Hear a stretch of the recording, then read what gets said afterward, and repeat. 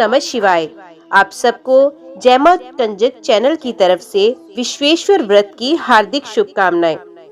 हमारे पुराणों में कई सारे व्रत उल्लेखित किए गए हैं, जिसमें विश्वेश्वर व्रत की भी बहुत महिमा बताई गई है। आपको बता दें कि त्रिनेत्र भगवान शिव को ही विश्वेश्वर के नाम से जाना जाता है। विश्वेश्वर व्रत का ये शुभ दिन प्रदोष व्रत के दिन ही पड़ता है। इस साल 2023 में भगवान शिव की उपासना का ये पवित्र दिवस 25 नवंबर 2023 को है।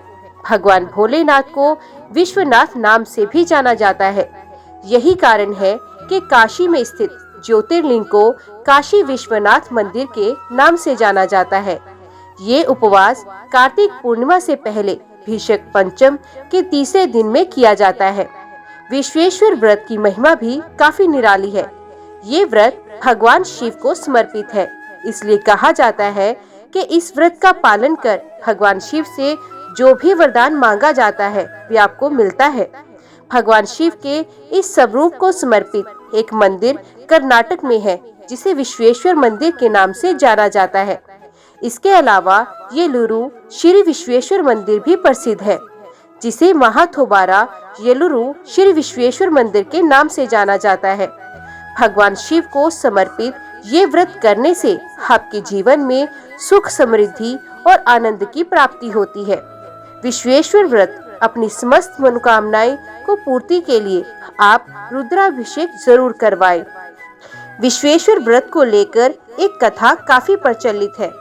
इस कथा के अनुसार कुथार राजवंश का कुंडा नाम का एक राजा था। उसने ऋषि भार्गव को अपने यहाँ पधारने का न्योता दिया, लेकिन ऋषि भार्गव ये कहते हुए मना कर गए कि आपके राज्य में मंदिर और पवित्र नदियाँ नहीं हैं, जहाँ कार्तिक पूर्णिमा से पहले भीषम पंचक के तीसरे दिन पूजा की जा सके। राजा कुंडा को इस बात की खबर लगते ही उन्होंने अपना राज्य छोड़ दिया और भगवान शिव को प्रसन्न करने के लिए गंगा तट पर चले गए। वहां उन्होंने एक यज्ञ किया, जिससे भगवान शिव काफी प्रसन्न हो गए। इसके बाद राजा कुंडा ने भगवान शिव से अपने राज्य में रहने का वरदान मांग लिया। भगवान शिव भी राजा कुंडा के राज्य में रहने के लिए सहमत हो गए। लेकिन जब भगवान शिव वहां एक कंद के पेड़ में रहने लगे, वहां एक आदिवासी महिला अपने बेटे की तलाश कर रही है, जो जंगल में खो गया था। उस महिला ने पेड़ के पास जाकर कंद काटने के लिए पेड़ पर अपनी तलवार मारी। उस पेड़ से खून निकलने लगा। खून को देखकर महिला को लगा कि वे कंद नहीं बल्कि उसका बेटा है। ये देखकर वे अपने बेटे का नाम येलू पुकारते हुए जोर जोर से रोने लगी। तभी भगवान शिव वहां पर लिंग के रूप में प्रकट हुए। उस महिला की तलवार का वे निशान आज भी उस लिंग पर येलुरु श्री विश्वेश्वर मंदिर में देखा जा सकता है। तभी से इस दिवस को मनाया जाता है। ऐसा माना जाता है कि कर्नाटक का येलुरु श्री विश्वेश्वर मंदिर उसी जगह पर बना हुआ है। विश्वेश्वर व्रत की पूजा को दौरान आपको भगवान शिव की सच्चे मन से आराधना करनी चाहिए। अगर आप भगवान शिव को प्रसन्न कर पाते हैं तो आपके जीवन से सारे कष्ट दूर हो जाएंगे। आप इस मौके पर भगवान शिव का रुद्राभिषेक भी करवा सकते हैं। ओम नमः शिवाय। अगली कथा सकन पुराण से। विदर्भ के राजा विदुर्थ ने गलती से एक ऋषि की हत्या कर दी, जिसके लिए उन्हें नरक में पीड़ा सहनी पड़ी और घृणित 11 जन्म भुगतने पड़े। पिछले जन्म में जब उन्हें एक शिवलिंग के दर्शन हुए तो उन्हें एक पेड़ से लटका दिया गया। इसे देखकर वे स्वर्ग चला गया और उसने विश्वेश नामक राजा के रूप में जन्म लिया। पिछले जन्म की स्मृति के कारण वे उस लिंग की सेवा करने चला गया। उन्होंने उस लिंग में ब्रह्मांड को देखा। लिंग उससे प्रसन्न हुआ और उसके ऊपर उपकार के रूप में लिंग ने राजा का नाम अपना लिया, इसलिए इसे विश्वेश कहा जाता है। ईश्वर ने कहा, महान विश्वेश्वर लिंग को सभी लोकों में प्रसिद्ध 53वें प्रसिद्ध देवता के रूप में जाना जाएगा। पूर्व विदर्भ में विदुर्थ नाम का एक राजा था। उन्होंने कांटों से मुक्त राज्य पर शासन किया। उसके पास 10,000 की संख्या वाली रानियों से भरा एक बड़ा अंतपुर था। जब वे शिकार पर गया तो उसने गलती से मृग की खाल पहने एक तपस्वी को मार डाला, जो शांति से शाश्वत ब्रह्म का ध्यान कर रहा था।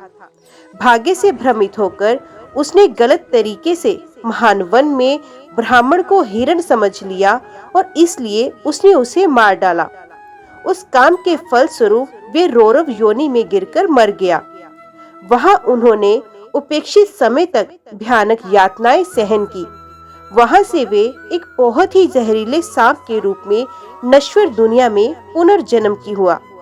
हे मेरे प्रिय, उसने गुस्से में एक ब्राह्मण के पैर में काट लिया, मोटे डंडे से मारा, वे तुरंत मर गया।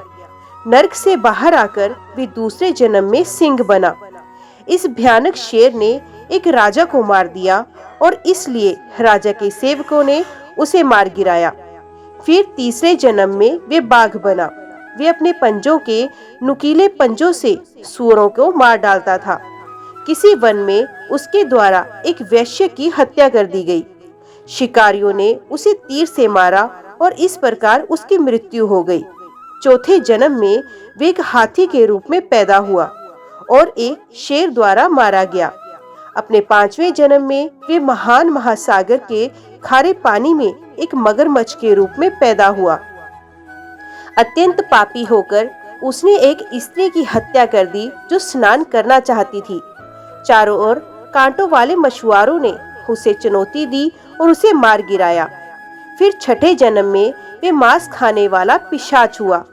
अथर्वा के मंत्र जानने वालों में सबसे श्रेष्ठ ब्राह्मण ने महान शक्ति वाले सिद्ध मंत्रों द्वारा उसे मार दिया। सातवें जन्म में वे एक ब्रह्म राक्षस के रूप में पैदा हुआ, जिसका शरीर इतना घृणित था कि उसे शांति से देखा भी नहीं जा सकता था। उसके नुकीले घुमावदार दांत, भयानक मुंह और सूखे हुए अंग थे। मांस और रक्त उसका आहार थे। अत्यधिक पापी दुष्ट आत्मा का जन्म रेगिस्तानी भूमि में हुआ था। राक्षसों के घातक शत्रु राजा निमि ने युद्ध में धनुष लेकर उस पर हमला किया और ब्रह्मास्त्र से उसे मार गिराया। अपने आठवें जन्म में वे अत्यंत काले रंग का क्रूर कुत्ता बना। वहां सूरों की खुरों की मार से लगे घावों से उसकी मृत्यु हुई। नवे जन्म में वे शमशान में मांस खाने वाला लोमड़ी बन गया। अपने लालच के कारण जंगल की आग के बीच दुख से अत्यधिक व्यथित होने पर उसकी मृत्यु हुई। 10वें जन्म में वे तीखी चोंच वाला भयानक गिद्ध बना। सड़े हुए मांस के आहार का आदी होने के कारण वे बीमार हो गया और बहुत पहले ही उसकी मृत्यु हो गई। अपने 11वें जन्म में, हे उत्कृष्ट मुख वाली महिमा, वे अवंती में एक चांडाल के रूप में पैदा हुआ था। वे कुछ पैसे लेने के लिए एक ब्राह्मण के घर में घुस गया। चौकीदार ने उसे रंगे हाथ पकड़ लिया और तुरंत बंधक बना लिया। उसे फांसी देने के लिए लाया गया और एक पेड़ के ऊपर से लटका दिया गया। हे पवित्र महिला, शूलेश्वर के उत्तर में बहुत करीब वही एक लिंग था। जब चांडाल अत्यंत निराश हो गया तो लिंग उसकी दृष्टि की सीमा में आ गया। तुरंत मरकर वे स्वर्ग चला गया। वहां उन्होंने उत्तम सुख भोगा और बाद में पृथ्वी पर अवतरित हुआ। उनका जन्म विदर्भ में हुआ था और वे राजा विश्वेश के नाम से प्रसिद्ध हुआ। लिंग के दर्शन के पुण्य से उसे पिछले जन्मों की याद आ गई। उन्होंने विरासत में मिले राज्य पर शासन किया और दुर्लभ सुखों का आनंद लिया। अनुशासित और धार्मिक गतिविधियों से परिचित होकर उन्होंने अपने अनुशासित और विनम्र बेटे को राज्य का राजा के रूप में ताज पहनाया। पिछली घटनाओं का स्मरण करते हुए वे अवंतिका नगरी में गए। उन्होंने वहां विशाल लिंग को देखा, जो देखने में बहुत तेज था। अपनी दिव्य दृष्टि से उन्होंने लिंग के मध्य में सभी गतिशील और स्थावर प्राणियों को देखा। लिंग के मध्य में सभी महासागर, नदियां, महाद्वीप, पर्वत और दैवीय शक्तियों की अन्य चीजें स्थित थी। तारों के साथ चंद्रमा, अग्नि के साथ सूर्य, धन के दाता कुबेर, वरुण, यम, शुक्र, हवाओं के देवता मरुत, देवता, गंधर्व, ऋषि, तपस्वी, नाग, यक्ष, पिशाच और भयानक पराक्रम वाले राक्षस थे। वहां ब्रह्मा, सकंद, लंबोदर आदि अन्य देवता भी थे। हे देवी, लिंग के केंद्र में तीनों लोक दिखाई देते थे। उस लिंग की शक्ति को पूरी तरह से समझने के बाद राजा ने महान संयम के साथ ब्रह्मांड की उत्पत्ति के स्रोत महेश्वर की पूजा की। भगवान उससे बहुत प्रसन्न हुए और ये शब्द बोले, तुम्हारा कल्याण हो, एक वरदान चुने, मैं तुम्हारी कौन सी इच्छा पूरी करूं? राजा ने कहा, हे प्रभु, यदि आप मुझ पर प्रसन्न हैं तो मुझे ये वरदान दें, यदि मनुष्य श्रद्धा से या किसी अन्य भाव से आपके दर्शन करते हैं तो वे संसार के भयानक सागर में ना गिरे, जगत में विश्वेश्वर के नाम से प्रसिद्ध हो। जब ये शब्द कहे गए तो विश्वेश फिर से गणों द्वारा सुशोभित हो गए। एक चमकदार रोशनी वाले रथ में वे मेरी दुनिया में चला गया। हे उत्कृष्ट मुख वाली महिला, गणों के विभिन्न समूहों द्वारा सामूहिक रूप से उनकी स्तुति की गई। उन्होंने मुकुट पहना था, वे बालियों और मोतियों के हार से सुशोभित था। उनका दिव्य हवाई रथ चारों ओर मंडराता रहता था। इंद्र, धनाध्यक्ष कुबेर, ऋषियों, सिद्धों, गंधर्वों, अप्सराओं के समूहों सहित विभिन्न प्रकार के स्वर्गवासियों ने उनकी जय जयकार की। वे दिव्य स्त्रियों के नृत्य सहित विभिन्न रोचक वस्तुओं को देखते हुए 1000 करोड़ युगों तक मेरे साथ रहा। इसलिए हे देवी, देवता विश्वेश्वर के नाम से प्रसिद्ध है। विश्वेश लिंग का दर्शन करने से पापों से मुक्ति मिलती है। एक देहधारी प्राणी मानसिक, मौखिक या शारीरिक गतिविधियों के माध्यम से 7 जन्मों के दौरान किए गए पापों से छुटकारा पाता है। विश्वेश्वर लिंग के दर्शन से आशीर्वाद और संतुष्टि प्राप्त होती है। उसका दुर्भाग्य नष्ट हो जाता है और वैभवशाली भाग्य की हानि टल जाती है। देहधारी प्राणी को अपनी इच्छाओं का एहसास होता है और मानसिक समृद्धि प्राप्त होती है। जब विश्वेश्वर की पूजा की जाती है, हे सुंदर महिला, बुरे सपने, बीमारियां, क्रूर अशुभ ग्रह और भयानक आत्माएं और पिशाच नष्ट हो जाते हैं। जो कुछ लोग आस्था से संपन्न होते हैं और लिंग की पूजा करते हैं, वे अपनी सभी इच्छाओं की तत्काल प्राप्ति से समृद्ध हो जाते हैं। वे हर युग में बार बार जन्म लेते हैं। अंत में मेरी कृपा से उन्हें परम दिव्य लक्ष्य की प्राप्ति होती है। जब लिंग की पूजा की जाती है तो शुभ संस्कार किए जाते हैं। वहाँ न अकाल मृत्यु का भय है, न अकाल का भय है। कोई भी प्रेत या वेताल के गर्भ से पैदा नहीं हुआ। न सांपों का, न दांतों वाले प्राणियों का भय होता है। विष्णु, ब्रह्मा, इंद्र, कुबेर, वरुण और महान तेजस्वी और ओजस्वी अन्य लोगों ने लिंग की पूजा के माध्यम से महान सिद्धि प्राप्त की। इस प्रकार हे देवी, विश्वेश्वर देव की पापनाशक शक्ति का वर्णन आपको किया गया है। एक अन्य कथा के अनुसार चतुर्दशी का महत्व सुनाते हुए सूत जी ने कहा, मैं फिर से शिव के अत्यंत अद्भुत महिमा के बारे में बात करूंगा। इसे सुनने वालों के सभी पाप नष्ट हो जाते हैं। ये व्यक्ति को सांसारिक बंधनों से मुक्त कराता है। पापों के सागर में डूबे हुए, जिसे आसानी से पार नहीं किया जा सकता, उन सांसारिक मानसिकता वाले लोगों के बचाव के लिए शिव की पूजा को छोड़कर कोई अन्य बेड़ा पार तैयार नहीं किया गया है। बुद्धिमान व्यक्ति को सदैव शिव की पूजा करनी चाहिए। यदि वे स्वयं पूजा करने में शारीरिक रूप में असमर्थ है तो उसे मन से नम्रता और भक्ति से भरे हुए पूजा को देखना चाहिए। यदि कोई व्यक्ति मुक्ति दिलाने में सक्षम शिव की पूजा करता है, भले ही उसमें विश्वास की कमी हो या यहाँ तक कि किसी का गवाह भी हो, शिव की पूजा करता है तो वे उचित समय पर उच्चतम लोक में जाएगा। किरात देश में विमर्दन नाम का एक राजा था। वे वीर था, अत्यंत अजय था। वे वीरता से संपन्न था और उसने अपने शत्रुओं को परास्त कर दिया था। उन्हें सदैव शिकार का खेल का शौक था। वे क्रूर ताकत वाला एक क्रूर दुखी दुष्ट था। वे हर प्रकार का मांस खाने का आदी था और स्वभाव से भी क्रूर था। उनके चारों ओर सभी जातियों की स्त्रियां थी। फिर भी वे नियमित रूप से शंभू की पूजा सावधानी पूर्वक करता था। विशेषकर कृष्ण या शुक्ल पक्ष में चंद्रमास के 14वें दिन वे सभी आवश्यक सहायकों के साथ प्रचुर मात्रा में पूजा करने के बाद आनंदित होता था। वे बड़े प्रसन्न होकर नाचता, स्तुति करता और गीत गाता था। उसकी राजमुकुट वाली रानी राजा के इस काम से बहुत दुखी हुई। वे सब कुछ बिना सोचे समझे खा लेती थी और इस प्रकार सब प्रकार के बुरे काम करती थी। कुमुदवती नाम की रानी अच्छे गुणों और सभ्य आचरण से संपन्न थी। एक बार वे उसके पास आई और उसे गोपनीय रूप से पूछा, हे राजन, आपका ये व्यवहार बड़े आश्चर्य का कारण है। आपके दुष्कर्म और परमेश्वर के प्रति आपकी भक्ति के बीच कितनी बड़ी असमानता है। आप समय की परवाह किए बिना अंधाधुंध सब कुछ खाते हैं। आप हर तरह की महिलाओं के पीछे भाग रहे हैं। आप दूसरों को हर प्रकार की हिंसक, निर्मम चोट पहुंचाने में लिप्त रहते हैं। आपकी भगवान के प्रति भक्ति कैसी है?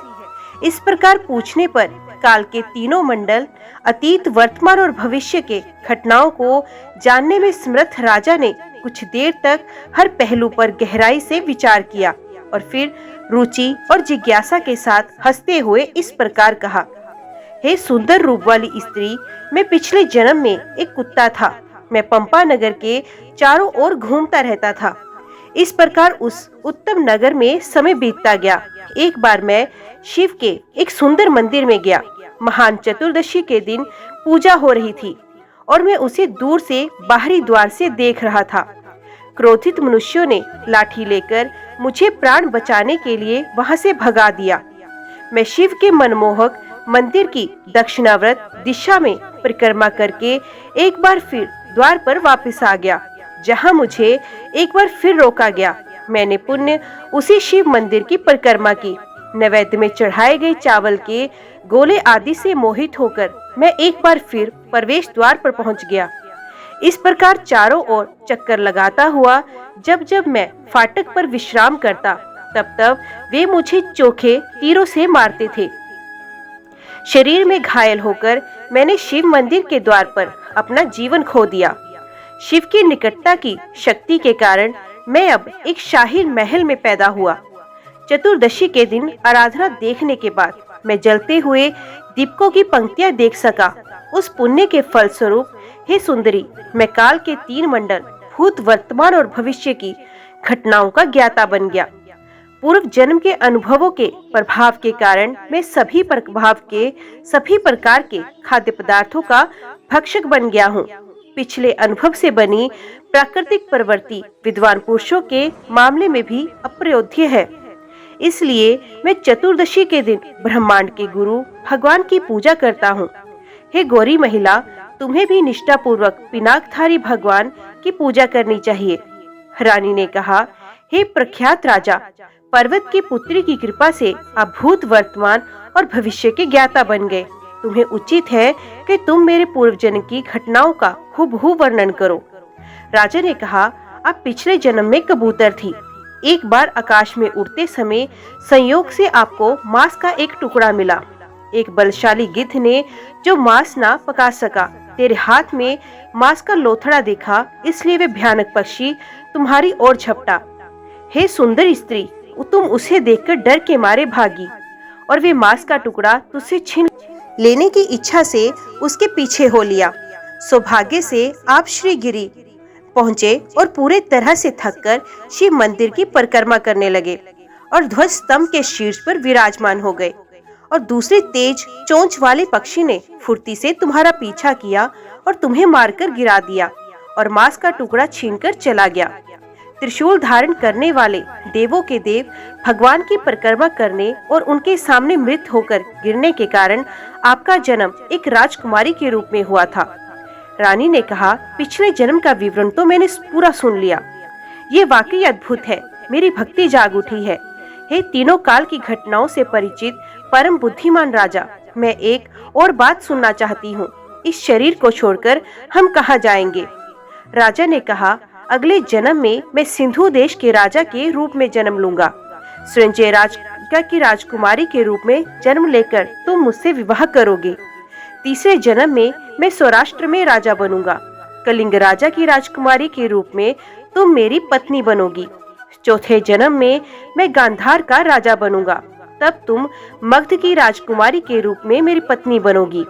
पांचवें जन्म में मैं अवंती का राजा बनूंगा, तुम दशरथ राजा की राजकुमारी के रूप में मेरी प्रिय बनोगी।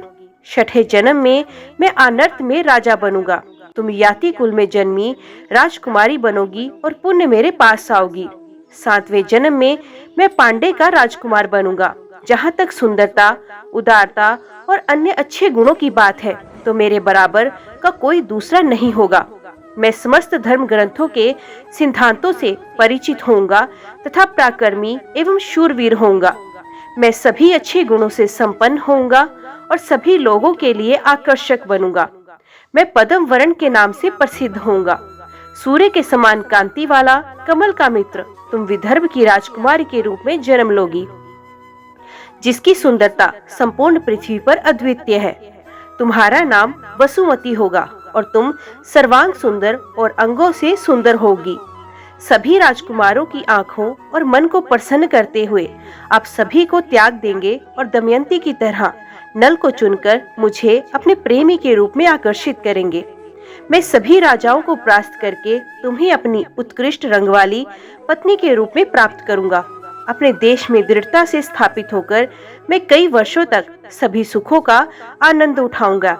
मैं अश्व यज्ञ आदि विभिन्न प्रकार के शानदार यज्ञ करूंगा। मैं पितरों, देवताओं और ऋषियों को विधिवत जल अर्पित करूंगा। उत्कृष्ट ब्राह्मणों को मौद्रिक उपहारों से प्रसन्न करो और देवों के प्रमुख भगवान, दुनिया के परोपकारी शंकर की पूजा करो। मैं राज्य का भार अपने पुत्र को सौंपकर तपस्या करने हेतु वन में चला जाऊंगा। मैं श्रेष्ठ मुनि अगस्त्य और ब्रह्म ज्ञान प्राप्त करूंगा। तुम्हारे साथ मैं शिव के सर्वोच्च लोक को प्राप्त करूंगा। हे गोरे चेहरे वाली महिला, प्रत्येक चतुर्दशी के दिन शंकर की इस पूजा के माध्यम से मैं लगातार 7 जन्मों तक राजा का दर्जा बनाए रखूंगा। ये योग्यता केवल शिव की आराधना करने से प्राप्त होती है।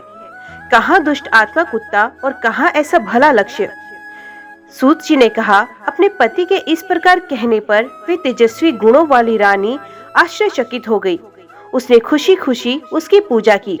राजा ने भी उसके साथ इच्छा अनुसार सभी सुखों का आनंद लिया और 7वें जन्म के अंत में शंभु के उच्चतम क्षेत्र को प्राप्त किया। जो मनुष्य शिव की पूजा के इस महात्म्य को सुनता है, उसे आश्चर्य होता है और जो इसका गुणगान करता है, वे परम लोक को प्राप्त होता है। अगली कथा सकन पुराण से, प्रदोष व्रत का महत्व। ऋषियों ने कहा, सूत जी, आपने जो कथा कही वे महान एवं अद्भुत है। ये शंभु की महानता को दर्शाता है और सभी पापों का नाश करने वाला है। हम इसे अधिक मानसिक सतर्कता और ध्यान के साथ एक बार फिर से सुनना चाहते हैं। महान आत्माओं द्वारा प्रदोष काल में आराधना किए जाने पर भगवान शंभु कौन सी शक्ति प्रदान करते हैं? हे धर्मात्मा, ये बात हमसे कहो। हे सूत, यद्यपि हमने अक्सर सुना है, फिर भी हमारी इच्छा बढ़ती ही जा रही है। सूत जी ने कहा, हे परम बुद्धिमानो, तुमने भला पूछा। तुम सारे जगत में विख्यात हो, इसलिए मैं शिव की पूजा से प्राप्त होने वाले महान पुण्य का पूरी तरह से वर्णन करूंगा। 13वें चंद्र दिवस की संध्या को प्रदोष कहा जाता है। लाभ चाहने वालों को महान भगवान की ही नहीं बल्कि किसी अन्य की पूजा करनी चाहिए। प्रदोष के समय पूजा के महात्म्य का वर्णन करने में कौन सक्षम है? ये उस समय है जब सभी देवता शिव के पास रहते हैं। प्रदोष के समय भगवान अपने चांदी के निवास कैलाश में नृत्य करते हैं, जबकि देवता उनके अच्छे गुणों को प्रकट करते हुए उनकी स्तुति करते हैं। इसलिए पूजा, जप, होम, उनकी कहानियों का वर्णन और उनके अच्छे गुणों की स्तुति चारों लाभ अर्थात गुण, धन, प्रेम और मुक्ति की इच्छा रखने वाले पुरुषों द्वारा की जानी चाहिए। ये पवित्र बेड़ा है जो उन लोगों का दूसरा किनारा दिखाता है जो सांसारिक अस्तित्व के सागर में डूब जाते हैं। उन लोगों को जो दरिद्रता के अंधेरे से अंधे हो गए हैं और सांसारिक अस्तित्व से डरते हैं। जो लोग दुख, शोक और भय से व्यथित हैं, जो सभी संकटों के नाश की कामना करते हैं, उनके लिए प्रदोष के समय भगवान पार्वती की पूजा समृद्धि का मार्ग है। यहाँ तक कि बुरे इरादे वाला नीच व्यक्ति, भाग्यहीन व्यक्ति या दुष्ट भी देवों के भगवान की पूजा करके विपत्तियों से मुक्त हो जाता है। जो शत्रुओं द्वारा मारा जा रहा हो सर्पों द्वारा डसा गया हो, पर्वतों द्वारा आक्रमण किया गया हो, विशाल समुद्र में गिर गया हो, जो काल के डंडे से मारा गया हो, एक साथ कई रोगों से ग्रस्त हो, इनमें से कोई भी व्यक्ति नष्ट नहीं होता। यदि वे गिरीश की पूजा करता है, प्रदोष के समय शिव की पूजा करने से व्यक्ति दरिद्रता, मृत्यु, दुख और विशाल पर्वत के बराबर ऋण के बोझ से छुटकारा पाता है और धन से सम्मानित होता है। इस संदर्भ में मैं महान पुण्य से परिपूर्ण एक प्राचीन इतिहास का वर्णन करता हूँ, जिसे सुनने से सभी मनुष्यों का उद्देश्य सिद्ध हो जाता है। विदर्भ देश में सत्यरथ नाम का एक राजा था। वे साहसी, सच्चे वचन बोलने वाला और सभी धार्मिक अनुष्ठानों का सख्ती से पालन करता था। उनकी आदतें सभ्य थी। हे श्रेष्ठ ऋषियों, उस अत्यंत बुद्धिमान राजा ने राज्य पर धर्म पूर्वक शासन करते हुए बहुत समय तक बहुत सुखपूर्वक जीवन व्यतीत किया। दुर्मर्शन को अपना नेता मानकर शालव के राजा इस राजा के शक्तिशाली शत्रु थे। एक बार सेनाओं के एक बड़े समूह को इकट्ठा करके ये शालव विदर्भ शहर को जीतने की इच्छा से पहुंचे, उसे घेर लिया। अपने ही नगर को इस प्रकार घिरा देखकर विदर्भ के शासक ने अपनी सहायता के लिए एक बड़ी सेना लेकर युद्ध करने के लिए तत्परता से उनके विरुद्ध चढ़ाई की। शालवों के साथ उनका युद्ध, जो अपने पराक्रम के कारण अत्यधिक अहंकारी थे, पाताल में सर्प राजा के साथ घमंडी गंधर्वों के समान था। तब विदर्भ के राजा ने एक भयानक युद्ध लड़ा, लेकिन अंततः वे युद्ध के मैदान में शालवों द्वारा मारा गया और उन्होंने अपनी अधिकांश सेना खो दी। जब वे महान वीर योद्धा मंत्रियों सहित मारा गया, तो जो सैनिक सामान्य नरसंहार से बच गए, वे अत्यधिक चूर होकर मैदान से भाग गए। युद्ध समाप्त हो गया। शत्रुओं के मंत्रियों ने हर्ष से जय जयकार किया। नगर में लड़ाकों का कोलाहल मच गया। उस समय विदर्भ देश के राजा की पतिव्रता पत्नी दुख से व्याकुल होकर बड़ी कठिनाई से बाहर निकली। वे गर्भवती थी। रात के अंधेरे में रानी अत्यंत दुख से व्याकुल होकर पश्चिम की ओर चल पड़ी। पोप फटने पर भी वे पतिव्रता स्त्री मार्ग पर बहुत धीरे चलती रही। लंबी दूरी तय करने के बाद उसे अशुद्धियों से मुक्त एक झील दिखाई दी। दिन की बढ़ती गर्मी से परेशान होकर सुंदरी ने झील के किनारे एक हरे भरे छायादार पेड़ का सहारा लिया। नियति के अनुसार उस एकांत स्थान पर एक पेड़ के चारों ओर बने पक्के चबूतरे पर पवित्र महिला ने शुभ मुहूर्त में एक बेटे को जन्म दिया। रानी प्यास से व्याकुल हो गई। वे झील में प्रवेश कर गई, लेकिन कोमल अंगों वाली महिला को एक मगरमच्छ ने पकड़ लिया। वे नवजात बालक, जो पिता और माता की मृत्यु से अनाथ हो गया, भूख और प्यास से दुर्बल और व्याकुल होकर झील के तट पर करुण विलाप करने लगा। जब वे नवजात शिशु इस प्रकार रो रहा था, तो अचानक एक ब्राह्मण महिला वहां पर आ गई। उसके साथ उसका 1 साल का बेटा भी था। विधवा और दरिद्र होने के कारण उसे घर घर जाकर भीख मांगनी पड़ती थी। उमा नाम की वे ब्राह्मणी स्त्री, जिसके इकलौते पुत्र के अलावा कोई रिश्तेदार नहीं था, भिक्षावृत्ति का सहारा लेकर राजकुमार को देखा। आकाश से गिरे हुए सूर्य चक्र के समान दिखने वाले राजकुमार को असहाय रोककर रोते देख उस स्त्री ने बहुत देर तक इस प्रकार सोचा, अभी तो मुझे एक बड़ा चमत्कार दिखाई दिया। इस शिशु की अभी तक गर्भनाल नहीं कटी है। इसकी माँ कहाँ गई? क्या उसका कोई पिता नहीं? क्या इसका कोई अन्य सगा नहीं? अफसोस, ये दयनीय रूप से असहाय लड़का नंगी जमीन पर पड़ा है। क्या ये चांडाल जन्मा बच्चा है? शूद्र से जन्मा है? वैश्य का है या ब्राह्मण का पुत्र या किसी राजा का? बच्चे के बारे में ये कैसे पता चलेगा? मैं इस शिशु को गोद में लेकर अपनी गोद में जन्मे बच्चे की तरह पालन पोषण करना पसंद करूंगी, लेकिन मैं उसे छूने की हिम्मत नहीं कर सकती, क्योंकि उसके वंश का पता नहीं। जब ब्राह्मण महिला इस प्रकार विचार कर रही थी, तब एक भिक्षुक, स्वयं साक्षात भगवान शिव, वहां आए। उत्कृष्ट भिक्षुक ने उससे कहा, हे ब्राह्मण महिला, परेशान मत हो। हे घोरी भोह वाली महिला, बिना किसी हिचकिचाहट के उसकी रक्षा करो और उसकी देखभाल करो। शीघ्र ही इस बालक के द्वारा तुम्हें महान कल्याण प्राप्त होगा। इतना कहकर वे दयालु भिक्षुक शीघ्रता से चला गया। जब भिक्षुक चला गया तो ब्राह्मण महिला आत्मविश्वास से बच्चे को अपने घर ले गई। भिक्षुक की बात पर पूर्ण विश्वास करके उस पतिव्रता स्त्री ने राजकुमार को भी अपने पुत्र के समान प्रेम पूर्वक पाला। वे काकरा नामक खूबसूरत गांव में अपने घर में बस गई। भिक्षा से प्राप्त धन से उसने अपने पुत्र और राजकुमार का पालन पोषण किया। ब्राह्मण महिला के पुत्र और राजकुमार का ब्राह्मणों द्वारा अभिषेक किया गया। वे दूसरों द्वारा उचित रूप से सम्मानित होकर बड़े हुए। उचित समय पर उन्हें पवित्र धागा पहनाया गया। लड़कों ने सभी धार्मिक संस्कारों और परंपराओं का सख्ती से पालन किया। वे प्रतिदिन अपनी माता के साथ भिक्षा के लिए घूमते थे। एक बार लड़कों के साथ भीख मांगते हुए ब्राह्मण महिला एक मंदिर में प्रवेश कर गई। मंदिर बुजुर्ग साधुओं से भरा हुआ था। बालकों को देखकर बुद्धिमान ऋषि शांडिल्य ने कहा, हा भाग्य की शक्ति सचमुच अद्भुत है, हाय कर्म की शक्ति अप्रत्युत्य है। ये लड़का दूसरे लड़के की मां पर निर्भर है और भिक्षा से अपना भरण पोषण करता है। इस उत्कृष्ट ब्राह्मण महिला को अपनी मां के रूप में मानते हुए उन्होंने ब्राह्मण के लड़के के साथ ब्राह्मणवादी जीवन शैली अपना ली है।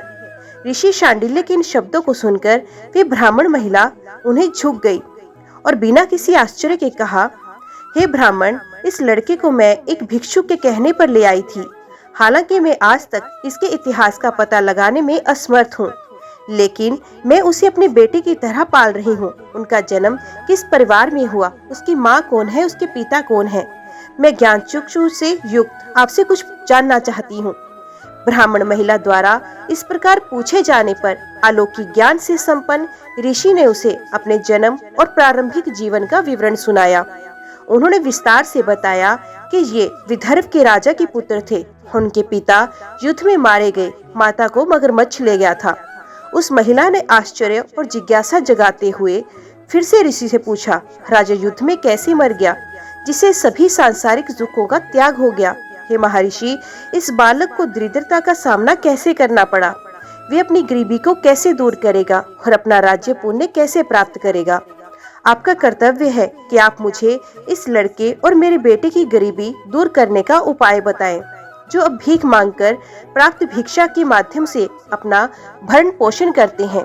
शांडिल्य ऋषि कहने लगे, विदर्भ के राजा इस लड़के के पिता अपने पिछले जन्म में पांडे राज्य पर शासन करने वाले उत्कृष्ट राजा थे। सभी पवित्र अनुष्ठानों में पारंगत, संपूर्ण पृथ्वी पर शासन करने वाले राजा ने एक बार प्रदोष के समय शंभु की पूजा की। जब वे भक्ति पूर्वक तीनों लोकों के स्वामी की पूजा कर रहा था, तब भी पूरे शहर में कोलाहल मच गया। ये संदेह करते हुए कि जोरदार खबर सुनकर उसके शहर में कुछ विद्रोह हो गया। राजा ने आराधना करना बंद कर दिया और महल से बाहर आ गया। इसी बीच उसकी शक्तिशाली मंत्री ने उस जागीरदार राजा को पकड़ लिया, जिसने उस पर दुश्मन के रूप में हमला किया था, और राजा के पास पहुंचा।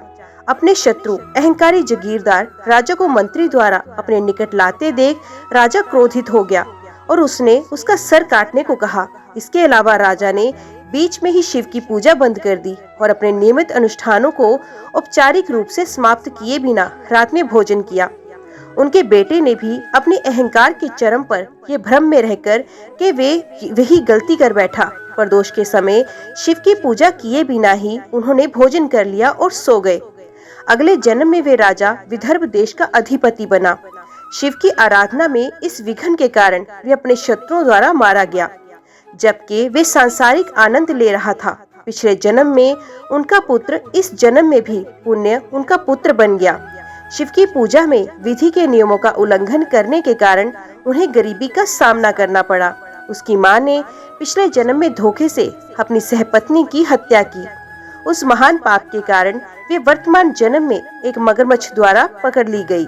ये संबंधित व्यक्तियों के कृत्यों का विवरण है और इस प्रकार आपको बता दिया गया है। शिव की पूजा न करने के दोषी मनुष्य दरिद्रता को प्राप्त होते हैं।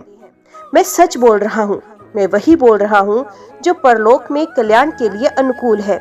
मैं सभी उपनिषदों का सार बोल रहा हूँ। सांसारिक अस्तित्व की उथल पुथल वास्तव में महत्वहीन है। वह महत्वपूर्ण सार एक प्राणी द्वारा भगवान के कमल जैसे चरणों में की गई सेवा है। जो लोग प्रदोष के समय गिरीश की पूजा नहीं करते, जो अन्य लोग दूसरे राजा पूजे जाने वाले शिव को प्रणाम नहीं करते, वे मोहग्रस्त लोग जो अपने कानों से इस कथा को नहीं सुनते, वे सभी जन्मों में पूरी तरह से गरीब होते हैं। जो लोग प्रदोष के समय पूर्ण एकाग्र मन से परमेश्वर के चरण कमलों की पूजा करते हैं, उनकी इस संसार में ही धन धान्य, पत्नी, संतान, सौभाग्य और संपत्ति में वृद्धि होती है। तीनों लोगों की माता गौरी को अपने निवास स्थान कैलाश पर्वत पर रत्न जड़ित स्वर्ण आसन पर स्थापित करने के बाद त्रिशूलधारी भगवान प्रदोष के समय नृत्य करना चाहते हैं। तब सभी देवता उनकी सेवा में उपस्थित होते हैं और स्तुति करते हैं। वाणी की देवी वीणा बजाती हैं, देवों के देव इंद्र बांसुरी बजाते हैं, कमल जन्मे ब्रह्मा झांझ का स्पर्श क्रिय हैं, देवी लक्ष्मी संगीत प्रिया को देखती हैं, विष्णु बड़ी चतुराई से मृदंग ढोल बजाते हैं, देवता चारों ओर उपस्थित हैं। इस प्रकार सभी लोग प्रदोष के समय मृधानी भगवान की सेवा करते हैं। जब प्रदोष का समय आता है तो गंधर्व, यक्ष, पक्षी, नाग, सिद्ध, साध्या, विद्याधर, अमर, दिव्य कन्याएं और भूतों सहित तीनों लोकों में रहने वाले अन्य लोग हर के किनारों पर रहते हैं। इसलिए प्रदोष के समय केवल शिव की पूजा की जानी चाहिए, अन्य विष्णु, ब्रह्मा आदि की नहीं। यदि महेश की विधिवत पूजा की जाती है तो सभी देवी देवता प्रसन्न होते हैं। आपका ये पुत्र अपने पिछले जन्म में एक उत्कृष्ट ब्राह्मण था, लेकिन उसने अपना जीवन यज्ञ और अन्य उत्कृष्ट संस्कारों को करने के बजाय मौद्रिक उपहार स्वीकार करने में बिताया। इसलिए है सुंदर ब्राह्मण महिला, उसे गरीबी का सामना करना पड़ा। उस दोष को दूर करने के लिए उसे शंकर जी की शरण लेनी चाहिए। ओम नमः शिवाय। आज की वीडियो में इतना ही। उम्मीद करती हूँ वीडियो आपको पसंद आई होगी। वीडियो पसंद आई हो तो वीडियो को लाइक और चैनल को सब्सक्राइब जरूर कीजिएगा। ओम नमः शिवाय लिखकर कमेंट बॉक्स में अपनी हाजिरी और अपने सुझाव देना ना भूलेगा। तो मिलते हैं अगली कथा अगली वीडियो के साथ। तब तक के लिए देखते व सुनते रहिए। जय मां कंजक, जय माता दी।